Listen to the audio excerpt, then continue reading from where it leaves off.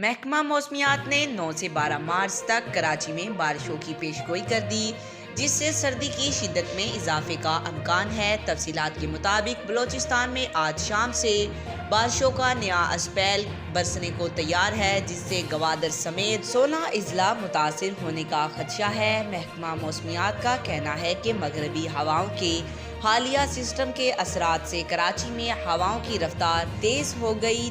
تیز ہواؤں کے سبب درجہ حرارت میں کمی متوقع ہے، جبکہ دن کے بیشتر اوقات میں ہواؤں کی رفتار 40 کلومیٹر تک پہنچ سکتی ہے۔ محکمہ موسمیات نے بتایا کہ موجودہ سردی کی لہر کل تک برقرار رہ سکتی ہے۔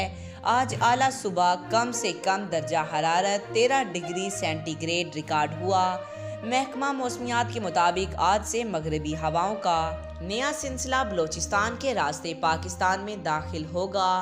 آج سسٹم بلوچستان میں ہواؤں اور بارش کی شکل میں اثرات دے سکتا ہے، جبکہ 9 مارچ کو ایک دوسرا مغربی سلسلہ بلوچستان کے راستے پاکستان میں داخل ہوگا۔